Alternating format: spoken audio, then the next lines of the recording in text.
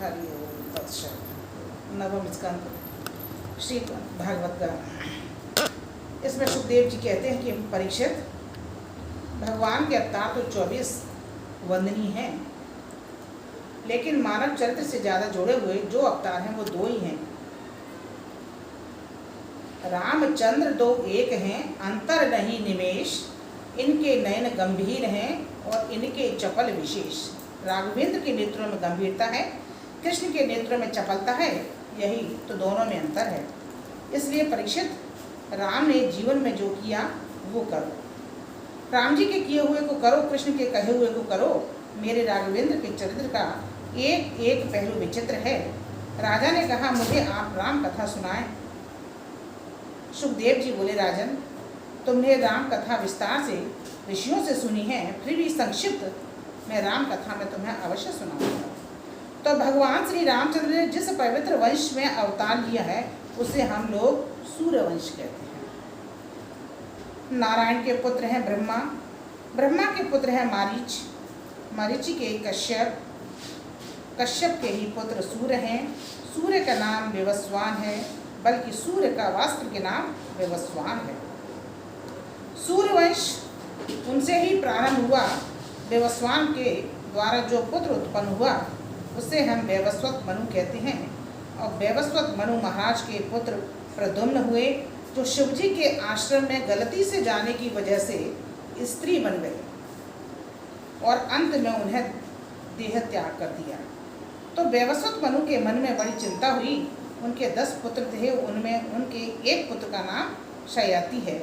और वैवस्वत मनु के शयति नाम के जो पुत्र हैं उनके यहाँ एक परम सुंदर कन्या ने जन्म लिया, उसका नाम है सुकन्या। राजा एक बार अपनी सेना को लेकर वन में गए। वहाँ च्यवन नाम के ऋषि तपस्या कर रहे थे। उनके सारे शरीर पर दीमक लगी थी, केवल आंखों के सामने 2 गड्ढे दिखाई देते। तो सुकन्या ने कौतूहलवश या बाल चपलतावश एक तिनका लेकर ऋषि की आंखों में चुभो दिया। तो च्यवन ऋषि क्रोधित हो गए, सारी सेना भयभीत हो गई और ऋषि को प्रणाम क्षमा याचना की। च्यवन ऋषि तो अंधे हो गए। राजा को इच्छा ना होते हुए भी अपनी पुत्री सुकन्या का पाणी ग्रहण च्यवन ऋषि के साथ करना पड़ा। सुकन्या ने अपने पति की बहुत सेवा की। अश्विनी कुमारों ने च्यवन ऋषि की आंखों को ठीक बना दिया और रोशनी प्रदान की। सूर्यवंश के एक और प्रतापी राजा हुए नभग, नभग के हुए नाभाग और नाभाग के हुए अम्बरीश। अम्बरीश महाभागा इतनी बड़ी पृथ्वी के सम्राट होकर भी अम्बरीश के मन में जरा अभिमान नहीं था। साल भर में आने वाली एकादशी अम्बरीश निर्जला करते थे। मनुष्य मात्र को एकादशी व्रत करना चाहिए। एकादशी व्रत करना हमारा धर्म है।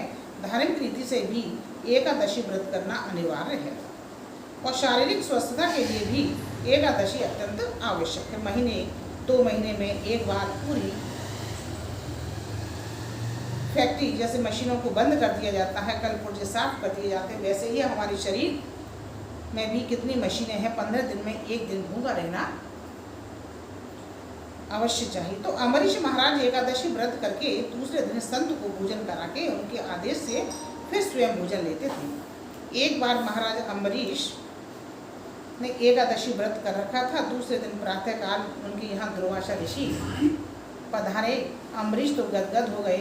मेरे अहो भाग्य, मेरे घर संत दुर्वासा पधारे हैं। पत्नी सहित आए, उनके चरण पखारे और बोले, हे ऋषिवर, आप यहीं भोजन पाएँ। और दुर्वासा बोले, हाँ, एकादशी व्रत तो मैंने भी किया था, आप भोजन तैयार करिए, मैं स्नान करके आ रहा हूँ।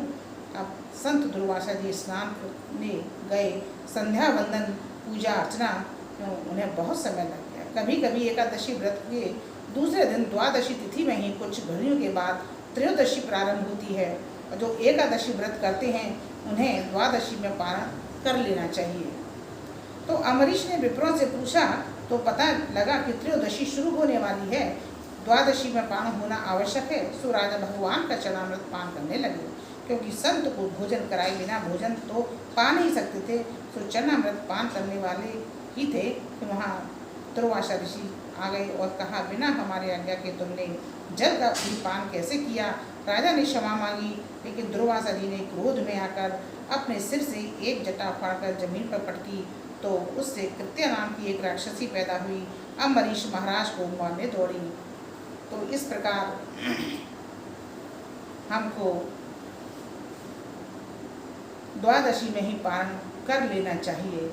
इससे हमें भगवत कथा में जानकारी प्राप्त होती है। जो लोग एकादशी का व्रत करते हैं उन्हें द्वादशी में ही पारण कर लेना चाहिए। हरिओम तत्सत, हरिओम तत्सत, हरिओम तत्सत। हे नाथ, हे नारायण, हे वासुदेवाय।